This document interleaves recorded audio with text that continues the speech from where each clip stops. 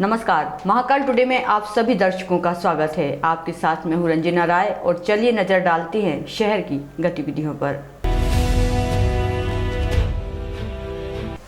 नई दिल्ली एवं मध्य प्रदेश राज्य विधिक सेवा प्राधिकरण जबलपुर के निर्देश के अनुसार एवं प्रधान जिला एवं सत्र न्यायाधीश आर.के. वाणी के मार्गदर्शन में इस वर्ष की प्रथम नेशनल लोक अदालत का आयोजन शनिवार को जिला मुख्यालय एवं सभी तहसील मुख्यालयों पर किया गया।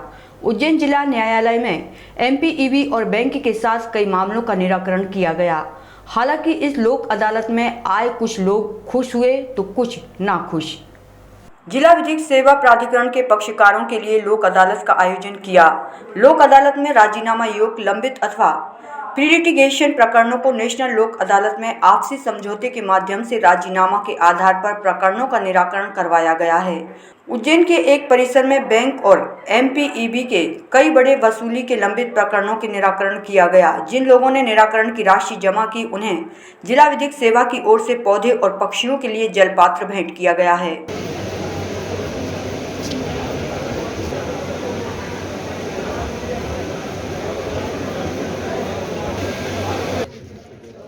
घर में कटहल ही लगाएंगे।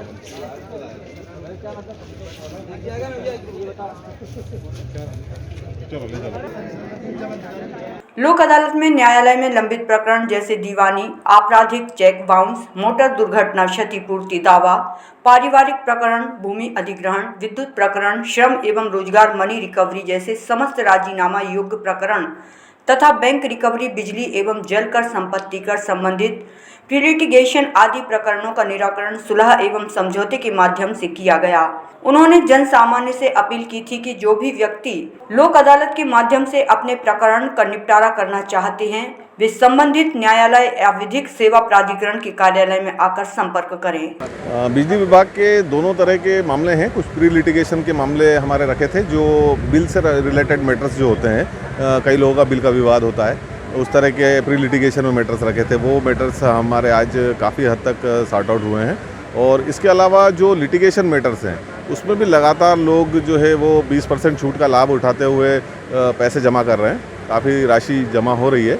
और दोनों कोर्टें हमारी जो माननीय जितेंद्र सिंह कुशवाहा साहब की जो पंचम अपर सत्र न्यायाधीश हैं उनके यहाँ भी, और ग्रामीण की जो कोर्ट है श्री आदेश कुमार जैन साहब, उनके यहाँ भी मतलब जो मुकदमे काफ़ी हद तक सेटल हो रहे हैं। और अभी चल रहा है, दिन भर में जो भी प्रोग्रेस आएगी उस हिसाब से मालूम पड़ेगा कि कितना इस लोक अदालत का लोगों में रिस्पांस रहा है। अभी तक देखने में यह आया है कि सब कुछ नॉर्मल चल रहा है और अच्छे मामले सेटल हो रहे हैं एमपीबी के। उज्जैन में सोसाइटी फॉर प्रेस क्लब द्वारा 2 दिवसीय मालवा पत्रकारिता उत्सव का आयोजन किया गया। इस गरिमामय आयोजन में अतिथियों की उपस्थिति में दीप प्रज्वलन कर शुभारंभ हुआ। आज लक्ष्मण रेखा कौन तय करेगा? आज सब अपने आप को राम मानते हैं, लक्ष्मण तो कोई खुद को मानता नहीं। यह बात रायपुर से पधारे हरिभूमि के प्रधान संपादक एवं अतिथि वक्ता डॉक्टर हिमांशु द्विवेदी ने Ujjain society for press club द्वारा आयोजित 2 दिवसीय मालवा पत्रकारिता उत्सव के शुभारंभ अवसर पर कही। पत्रकारिता का नया दौर और मीडिया की लक्ष्मण रेखा विषय पर बोलते हुए हरिभूमि के संपादक श्री द्विवेदी ने कहा कि कोई बताने वाला नहीं है, हम सब लोग अपने दायित्व भूल गए हैं, दूसरों के दायित्व याद दिला रहे हैं। सत्य को आज कोई स्वीकार नहीं कर रहा है। आप लक्ष्मण रेखा की चिंता मत करो, आप पत्रकारिता करते चलो। कार्यक्रम के दौरान श्रेष्ठ समाचार एवं लेखन कवरेज पर आधारित प्रतियोगिता में विजेताओं को पुरस्कृत किया गया। वहीं स्थानीय दैनिक समाचार पत्रों और इलेक्ट्रॉनिक चैनलों के संपादकों का सम्मान भी किया गया। कार्यक्रम का शुभारंभ उपस्थित अतिथि डॉक्टर मोहन यादव, उच्च शिक्षा मंत्री मध्य प्रदेश शासन सांसद अनिल फिरोजिया, विधायक एवं पूर्व मंत्री जीतू पटवारी, तराना विधायक महेश परमार, वरिष्ठ पत्रकार डॉक्टर राकेश पाठक ग्वालियर, वरिष्ठ पत्रकार राजेश बादल नई दिल्ली, प्रेस क्लब के संस्थापक अध्यक्ष सुनील जैन एवं प्रेस क्लब के अध्यक्ष विशाल सिंघाड़ा, सचिव उदय सिंह चंदेल, कोषाध्यक्ष प्रदीप मालवीय, उपाध्यक्ष विक्रम जाट एवं पुष्करण दुबे संयुक्त सचिव रामचंद्र गिरी ने वाग्देवी के सम्मुख दीप प्रज्वलन कर किया। इस दौरान छोटी बालिकाओं ने वाग्देवी वंदना की नृत्य आराधना प्रस्तुत की। स्वागत भाषण प्रेस क्लब संस्थापक अध्यक्ष सुनील जैन ने दिया। प्रेस क्लब के पदाधिकारियों द्वारा उपस्थित अतिथियों का स्वागत किया गया। आपातकाल के दौर के समाचार आज दस्तावेज बन गए। बादल अतिथि वक्ता वरिष्ठ पत्रकार राजेश बादल ने कहा कि आपातकाल के दौरान के मुद्दे जो पत्रकारों ने लिखे समाचार वे आज दस्तावेज बन गए हैं, उन्हें पढ़ना चाहिए। उन्होंने आज के दौर के मीडिया की स्थिति पर चिंता व्यक्त करते हुए कहा कि पहले हमारे घर वाले बोलते थे कि मनोरंजन चैनल मत देखो, समाचार चैनल देखो, लेकिन हम आज अपने बच्चों को कहते हैं कि समाचार चैनल मत देखो, बाकी सब कुछ देखो। उन्होंने पत्रकारिता के शुरुआती दौर पर बोलते हुए कहा कि शहीद भगत सिंह ने 50 दिन अनशन किया था। भगत सिंह विचारों की आग थे, बहुत बड़े पत्रकार भी थे। 12 साल की उनकी पत्रकारिता में आज़ादी के आंदोलन की राह प्रस्तुत हुई। इस दौर के पत्रकारों को ये करना चाहिए। उस दौर में कई पत्रकारों को फांसी दे दी गई, इसमें सबसे पहला नाम मौलाना बकर अली का है। भगत सिंह को फांसी दे दी गई, गणेश विद्यार्थी को अकाल मौत मिली। आज पत्रकारिता में उस त्याग का अभाव है। बाकी जिन दो और कहारों के कंधों पर है वे भी सवालिया निशान के घेरे में है। कार्यपालिका और न्यायपालिका भी अब प्रश्नातीत नहीं है, उससे भी सवाल पूछे जाते हैं। न्यायपालिका को लेकर अनेक ऐसी घटनाएं पिछले वर्षों में हुई हैं कि सुप्रीम कोर्ट के न्यायाधीश बगीचे में बैठकर प्रेस कॉन्फ्रेंस करने लगे और कार्यपालिका की तो महिमा ही न्यारी। ऐसे में जो तब हमारी ही जिम्मेदारी है कि हमारा कंधा सीधा रहे, हमारे कदम न लड़खड़ाएं, क्योंकि हमारी जिम्मेदारी इसलिए भी ज़्यादा है कि वो जो लाल रंग की पोथी है भारत का संविधान, जैसे बार बार आप सब लोग चौथा स्तंभ कहते हैं। अतिथि वक्ता एवं वरिष्ठ पत्रकार राकेश पाठक ने उपस्थित जनप्रतिनिधियों की ओर इशारा करते हुए कहा कि आज हम सब पत्रकार कटघरे में खड़े हैं। आज का दौर देखा जाए तो लोकतंत्र के चारों स्तंभ कटघरे में हैं। ये लोकतंत्र की पालकी 4 कंधों पर है। आज के दौर में ये कंधे डगमगाने लगे हैं। चौथे स्तंभ को डगमगाने से रोकना हमारी जिम्मेदारी है। वैसे हम लोकतंत्र के चौथे स्तंभ हैं, ऐसा संविधान में कहीं लिखा नहीं है। हमें कोई सुविधा नहीं, कोई सुरक्षा नहीं, जबकि बाकी के तीनों स्तंभों को शासन प्रशासन द्वारा पर्याप्त सहूलियतें दी जा रही हैं। आपातकाल के दौरान पत्रकारों ने अपनी कलम रूपी तलवारों को बखूबी इस्तेमाल किया। वे किसी भी तानाशाही से नहीं डरे। लेकिन वर्तमान की विडंबना देखिए, यह भी अघोषित आपातकाल जैसा है। आज किसी भी पत्रकार में सच लिखने का साहस नहीं है।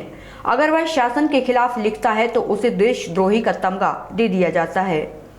हमें इस डर से निकलना होगा। सरकारों के गलत नियमों और भ्रष्टाचारों के खिलाफ खुलकर लिखना होगा। जो खबर दबाना पड़े वही खबर है। कार्यक्रम में अतिथि के रूप में उपस्थित पूर्व मंत्री जीतू पटवारी ने उत्सव में उपस्थित पत्रकारों को संबोधित करते हुए कहा कि आज देश आज़ादी की 75वीं वर्षगांठ मना रहा है। हमने भी कई पत्रकार देखे और उनसे मिलने की इच्छा मन में रखी, लेकिन वर्तमान पत्रकारिता को देखते हुए अब वैसा समय नहीं रहा। आज पत्रकारिता कारपोरेट के हाथों में चली गई है। उन्होंने कहा कि जो खबर दबाना पड़े असल में वही खबर है। पत्रकारों को चाहिए कि वे निडर होकर पत्रकारिता करें। उन्होंने कहा कि सभी राजनीतिक पार्टियां चाहें एवं सत्तासीन हों या विपक्ष, उन्हें पत्रकारिता की स्वतंत्रता को बनाए रखना चाहिए। इसके लिए कानून में कुछ बदलाव करना पड़े तो करें।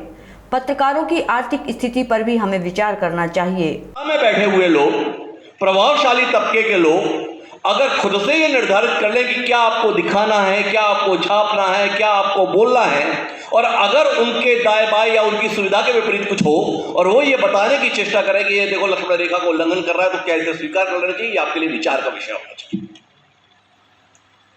दिक्कत ये आ रही है पिछले कुछ समय से कि सब लोग अपने दायित्वों को भूलकर बाकी दूसरों को उनका दायित्व का बोध कराने की कोशिश कर रहे हैं।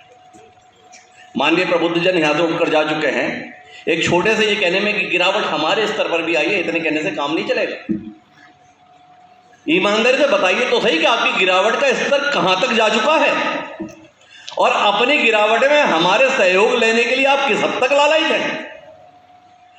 महत्वपूर्ण बात यह है कि क्या हमारी गिरावट के इस दौर में भी जब देश के संदर्भ में या समाज के संदर्भ में प्रश्न आए तो क्या हम अपनी भूमिका निभाने के लिए तत्पर नहीं हो रहे? और इसीलिए हमारे एक मित्र हैं डॉक्टर, उन्होंने लिखा है पत्रकारों के लिए। स्थानीय सांसद अनिल फिरोजिया ने पत्रकारिता विषय पर बोलते हुए बताया कि आपातकाल के दौरान प्रेस पर सेंसरशिप लागू कर दी गई थी। उन्हें लिखने छापने से रोका गया। कई बड़े समाचार पत्रों ने अपने संपादकीय पृष्ठ को काला या कोरा छापा। आज के दौर में यह स्वतंत्रता है कि पत्रकार स्वतंत्र होकर शासन के खिलाफ मुखर होता है। पत्रकार देश और जनप्रतिनिधियों का पथ प्रदर्शित करती है। मालवा पत्रकारिता उत्सव में अतिथि के रूप में उपस्थित उच्च शिक्षा मंत्री डॉक्टर मोहन यादव ने श्री कृष्ण प्रसंग पर बोलते हुए बताया कि इस सृष्टि के सबसे पहले पत्रकार नारद जी थे। उन्होंने भली भांति अपनी पत्रकारिता धर्म निभाया। देवताओं के अंदर की बात को श्री नारद जी द्वारा ही बाहर लाया जाता रहा है। श्री कृष्ण जन्म होगा और कंस का वध उनके हाथों होगा, इस खबर का प्रसारण श्री नारद जी द्वारा ही किया गया था। कार्यक्रम में अतिथि के रूप में उपस्थित तराना के विधायक महेश परवान ने भी आज के दौर की पत्रकारिता पर चिंता व्यक्त की और खबरों में निष्पक्षता लाने की बात कही। प्रतियोगिता में चयनित पत्रकार हुए पुरस्कृत। मालवा पत्रकारिता उत्सव के दौरान आयोजित प्रतियोगिता में श्रेष्ठ समाचार के लिए पत्रकारों को पुरस्कृत भी किया गया। प्रिंट मीडिया के पत्रकारों में प्रथम रवि चंद्रवंशी, दैनिक भास्कर, द्वितीय धर्मेंद्र भाटी, दैनिक दबंग दुनिया, तृतीय चंद्रपाल दीक्षित, अक्षरबाण, प्रोत्साहन पुरस्कार जितेंद्र चौहान एवं ललित जैन को प्राप्त हुआ। इलेक्ट्रॉनिक चैनल में विजेता पत्रकारों में प्रथम मनोज कुशवाहा, द्वितीय संतोष कृष्णानी, तृतीय शमशाद खान और प्रोत्साहन पुरस्कार अमृत वेंडवाल एवं मनोज भटनागर को दिया गया। श्रेष्ठ फोटोग्राफी में प्रथम गोविंद प्रजापत पत्रिका, द्वितीय मनोज तिलक दबंग दुनिया, तृतीय नौमिश दुबे नई दुनिया। इसके साथ ही प्रोत्साहन पुरस्कार शहीद खान दैनिक भास्कर और प्रकाश प्रजापत नई दुनिया को दिया गया। प्रिंट मीडिया के लिए निर्णायक मंडल में प्रकाश त्रिवेदी, मुकेश भीष्म, प्रशांत आंजना, हिना तिवारी, परमानंद शर्मा थे। वहीं इलेक्ट्रॉनिक मीडिया के लिए संदीप कुलश्रेष्ठ, विजय व्यास, राजेश सिंह कुशवाहा निर्णायक मंडल में शामिल थे। वहीं फोटोग्राफर की चयन समिति में रशीद खान, शकील गुट्टी, मृत्युंजय सिंह हाड़ा शामिल थे। कार्यक्रम के दौरान प्रेस क्लब के सभी सम्मानीय सदस्यगणों में वरिष्ठ पत्रकार भूपेंद्र दलाल, पुष्कर बाहेती, विवेक चौरसिया, राजेश जोशी, प्रकाश रघुवंशी, नारायण यादव, अभय तिवारी सहित कार्यकारिणी सदस्य हर्ष जायसवाल, शादाब अंसारी, धर्मेंद्र भाटी, सचिन सिन्हा, भूपेंद्र भूतड़ा, नीलेश खोयरे, सुमेर सिंह सोलंकी, गणपत सिंह चौहान, धर्मेंद्र सरोलिया, राहुल यादव, संदीप गोस्वामी, प्रणव नागर, मनोज तिलक आदि विशेष रूप से उपस्थित थे। मालवा पत्रकारिता उत्सव एक अपने आप में महाकाल की इस नगरी से एक आगाज है, एक संदेश है, एक विनम्र प्रार्थना है पूरे देश से कि लोकतंत्र को बचाना है। तो लोकतंत्र का चौथा स्तंभ ईमानदार के साथ बहादुर होना जरूरी है। जो डिपेंडेंसी है सरकार पे मीडिया हाउसेस की, उसको कम करना देश की चिंता का विषय है, देश की ज़रूरत है, देश की आवश्यकता है। और ये सत्ता और विपक्ष की लड़ाई नहीं है, यह एक दूसरे को क्रिटिसिज्म का भाव नहीं है। देश के लोकतंत्र में जब तक चौथा स्तंभ मजबूत नहीं रहेगा, न ब्यूरोक्रेसी मजबूत रहेगी, न जुडिशरी मजबूत रहेगी, न राजनीतिक लोग मजबूत रहेंगे, न राजनीतिक पार्टियाँ सत्ता में रहने वाली मजबूत रहेगी।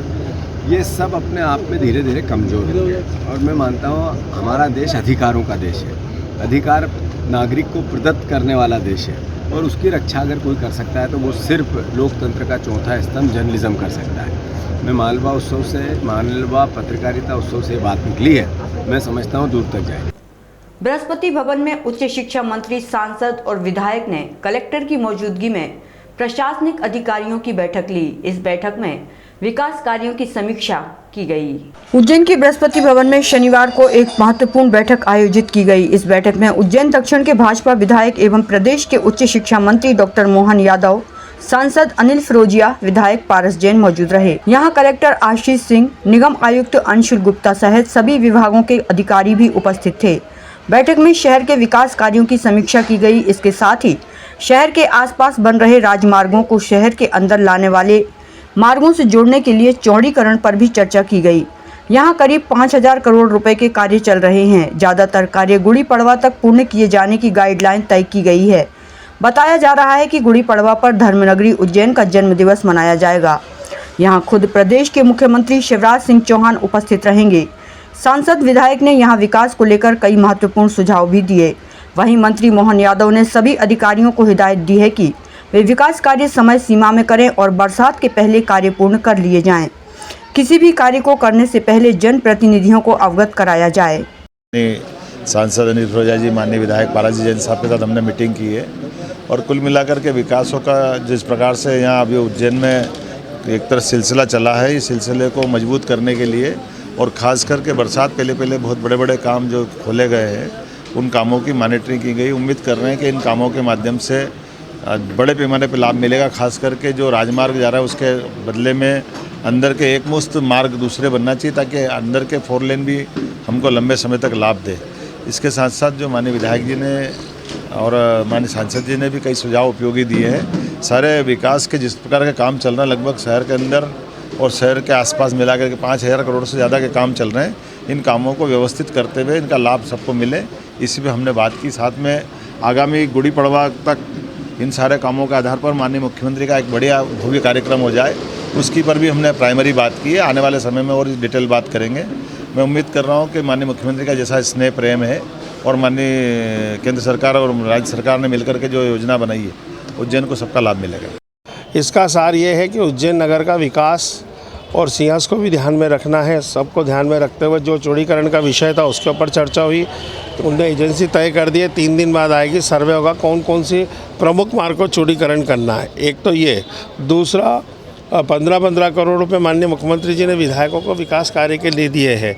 तो माननीय पारस जैन साहब को मैंने जो निवेदन करा था उन्होंने मेरा निवेदन मानते हुए ये जो सामाजिक न्याय परिसर है यहाँ पे एक अस्थायी डोम बनाने की बात हुई है ताकि यहाँ पे जो हमेशा कार्यक्रम होते हैं तो जनता को एक धार्मिक और सामाजिक अनुष्ठान कार्यक्रम के लिए एक स्थान मिल जाएगा।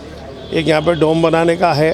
प्रमुख सड़कें हैं, कुछ उनने सड़कों के सुझाव दिए, वो है माननीय मोहन जी ने जो अभी ये हरी फाटक ब्रिज के यहाँ पर जो ज़मीन खाली कराई गई है यहाँ पे वो एक डोम वहाँ पे वो मोहन जी के द्वारा दिया जा रहा है। ऐसे कई विकास कार्य के प्रस्ताव दिए गए हैं, कुछ नालों के दिए गए हैं, सड़कों के दिए गए हैं ताकि आने वाले समय में उज्जैन की जनता को सौगात मिले।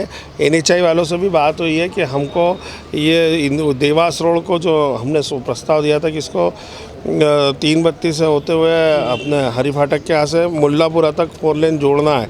एक ये है, एक आगर रोड वाला है जो हमारा टोल है इसके आगे तक ब्रिज है वहाँ तक लाना है। तो ये ऐसे कई तमाम प्रकार की बातें हुई हैं ताकि इसमें विकास के 4 पंख और लगे उज्जैन को और उज्जैन को सौगातें मिलें। प्रदेश के वित्त मंत्री जगदीश देवड़ा ने आज सपरिवार सहित बाबा महाकाल के दर्शन किए। यहां वित्त मंत्री ने प्रदेश एवं देश की सुख समृद्धि की कामना की है। उज्जैन के प्रभारी एवं प्रदेश के वित्त मंत्री जगदीश देवड़ा शनिवार को महाकालेश्वर मंदिर पहुंचे। उन्होंने यहां बाबा महाकाल के दर्शन किए।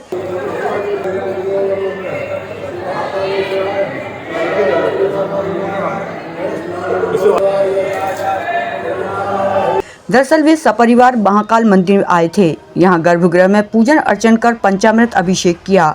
मीडिया से चर्चा में मंत्री देवड़ा ने कहा कि उन्होंने बाबा महाकाल से प्रदेश और देश की खुशहाली सुख समृद्धि की कामना की है। इसके साथ ही कर्मचारियों की पेंशन शुरू करने पर कहा कि इस विषय पर विचार करेंगे, सरकार में बात होगी तभी कोई निर्णय लिया जाएगा। बाबा महाकाल के दरबार में आज पूरे परिवार सहित बच्चों सहित हमारे पुत्र वधू वगैरह सभी आज यहाँ पर आए थे, दर्शन किए और महाकाल बाबा से हमने प्रार्थना की है कि पूरे प्रदेश में पूरे देश में सुख समृद्धि और सुखी रहें, स्वस्थ रहें सब लोग और इस कोरोना जैसे संकट से मुक्ति दी है और पूरी तरह से मुक्ति मिले, यही भगवान से प्रार्थना करिए और सबका कल्याण हो, सब सुखी रहे, यही महाकाल भगवान से हमने प्रार्थना की। उज्जैन के बड़नगर रोड पर देर रात 2 पक्षों में जमकर विवाद हो गया। दोनों पक्ष गांव के ही रहने वाले हैं और इनका पूर्व में जमीन का विवाद चल रहा है। गांव में झगड़े के बाद अस्पताल पहुंचने पर भी फिर से दोनों गुट झगड़ लिए। झगड़े की सूचना पर अस्पताल में पुलिस बल को लगाया गया। उज्जैन के बड़नगर रोड ग्राम सदावल में रात 8:30 बजे यादव परिवार के 2 पक्षों में जमकर हथियार चल गए। दोनों पक्षों में जमीनी विवाद को लेकर जमकर लाठी डंडे चले। गंभीर घायलों को उज्जैन के जिला अस्पताल में भर्ती किया गया है। घटना में दोनों पक्षों के 8 लोग घायल हुए हैं। घायलों को जिला अस्पताल लाया गया, जहां फिर से दोनों पक्ष आमने सामने हो गए। अस्पताल में पुलिस बल की तैनाती करना पड़ी। उज्जैन एसपी ने बताया कि ग्राम सतावल में रहने वाले अशोक यादव और दौलत राम यादव के परिवार में रास्ते की बात को लेकर विवाद चला आ रहा था। देर शाम दोनों पक्षों के लोग आमने सामने हो गए और एक दूसरे पर चाकू तलवार से हमला कर दिया। दोनों ओर से 8 लोग घायल हुए हैं, जिन्हें उपचार के लिए जिला अस्पताल में भर्ती किया गया है। जिला अस्पताल पहुंचने पर घायलों को वार्ड में भर्ती किया जा रहा था। उस दौरान दोनों पक्षों में फिर से कहासुनी हो गई। हंगामे की जानकारी लगते ही पुलिस बल मौके पर पहुंच गया था। एक युवक को हिरासत में लिया जिसे थाने भेजा गया है। घायलों में दौलतराम यादव, रवि यादव और जगदीश यादव घायल हुए हैं, जिनका जिला अस्पताल में उपचार जारी है। वहीं दूसरी ओर से घायल हुए अशोक यादव, दिनेश यादव, गोविंद यादव, अशोक कुशवाहा और राजेश शर्मा जिला अस्पताल से रेफर कर दिए गए हैं। पुलिस में दोनों पक्षों के खिलाफ मामला दर्ज कर घायलों के बयान दर्ज किए जा रहे हैं। यहाँ पे एक दादा पहलवान है, गुंडा महेश यादव, उसने यार हमारे घर पे हमला करा, हमारे घर पे आके बालक को मारा, चाकू मार के हमारे बच्चे को। वो दादा पहलवान है, राजीनामा कराने का काम करता है। वो हमारा एक पुराना कोई झगड़ा था, उसमें राजीनामा करने का उन्होंने बोला था तो हमने नहीं करा, तो वो जब से हमारे पीछे पड़ा हुआ, हमारे सब गतिविधि ऐसी अस्त व्यस्त कर रखी उनने। और आए दिन हमारे को डराते धमकाते रहता है। और आज हमारे घर पे उनने भी अभी तो 15-20 दिन पहले भी 30-40 जनों ने हमला करा था, दरवाजा तोड़ दिया, चद्दर पत्थर फेंक के गए थे। और आज हमारे घर में घुसते हैं, हम सब बहनों को मारा है, बच्चों ने भी छोटे बच्चों को चाकू तलवार से मारा है, आते ही मारना चालू कर दिया है। विवाद लगभग रात के 8:30 बजे के आसपास दो पक्षों में हुआ है। एक ही समाज के पक्ष हैं और उन पे दोनों ही तरफ से प्रकरण पंजीकृत किया गया है। घायल लोगों का इलाज चल रहा है और जैसे ही वो हॉस्पिटल से फ्री होते हैं उनकी गिरफ्तारी की जाएगी। सर, किस चीज़ को लेकर विवाद है? उनका मूलतः जमीन संबंधी विवाद है। दोनों ही एक ही समाज के लोग हैं, जमीनी विवाद है, उस पर यह घटनाक्रम हुआ। उज्जैन में चाय की होटल पर काम करने वाले युवक को 15,000 रुपए प्रति माह पर ऑनलाइन काम का झांसा देने के बाद इंदौर के युवक ने उसके 4 बैंकों में खाते खुलवाकर 5 करोड़ का लेन देन किया। मामले में युवक ने माधोनगर और कोतवाली थाने में केस दर्ज कराए हैं, जिसके बाद माधोनगर पुलिस ने 2 युवकों को हिरासत में लिया, जबकि कोतवाली थाने में दर्ज एफआईआर में सीएसपी के नाम का उल्लेख नहीं है। सौरभ गुप्ता निवासी इंदौर से मिलवाया। फेसबुक पर वीडियो अपलोड करने के बदले 15,000 रुपये प्रति माह देने की बात कही। इंदौर में ट्रेनिंग भी दी और 4 बैंकों में खाते खुलवाए। उक्त खातों में से 5 करोड़ का लेन देन हुआ। जानकारी लगने पर राहुल ने 23 लाख रुपए खाते से निकालकर पद्मावती कॉलोनी में मकान खरीद लिया, तो सौरभ अपने साथी भोला मांगीलाल एवं अन्य के साथ उज्जैन आया।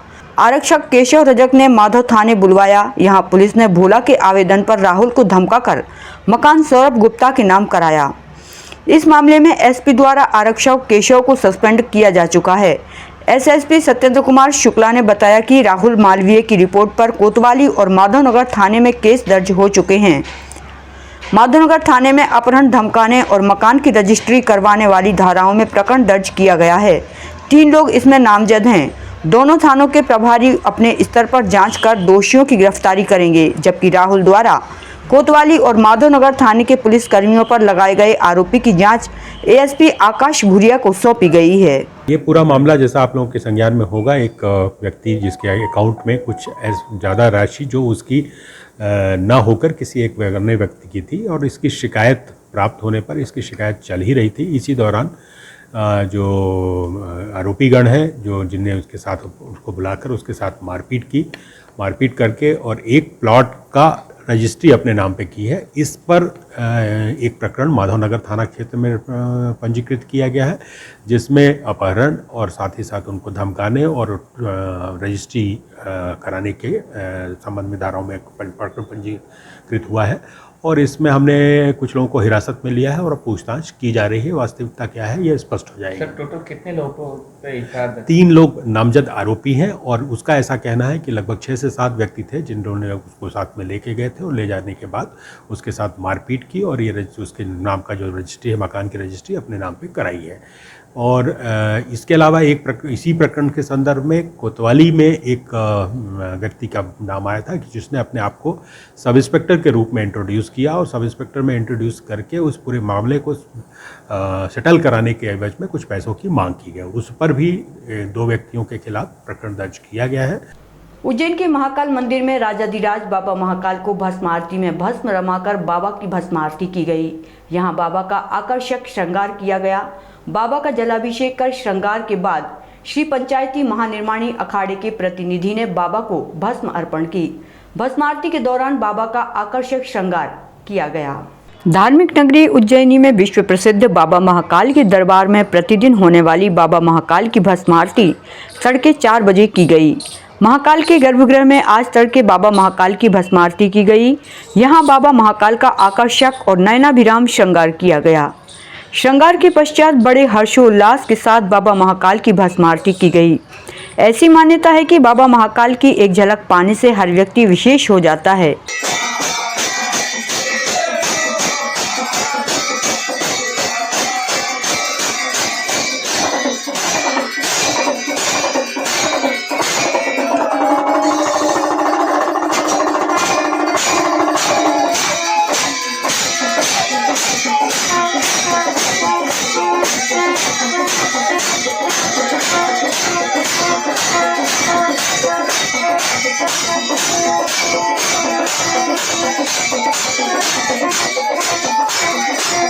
नित्य प्रतिदिन होने वाली भस्म आरती में बाबा महाकाल का पंचामृत अभिषेक हुआ, अर्थात दूध, दही, घी, शक्कर एवं शहद से बाबा को नहलाया गया।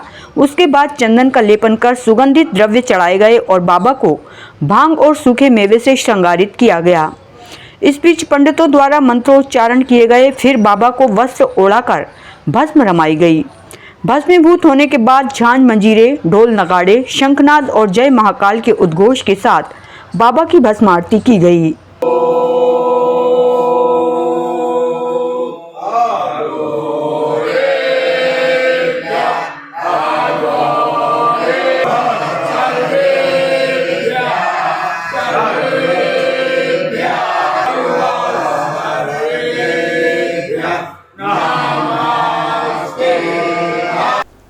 आज के अंक में यहीं तक। अगले अंक में फिर मुलाकात होगी। तब तक आप देखते रहिए महाकाल टुडे।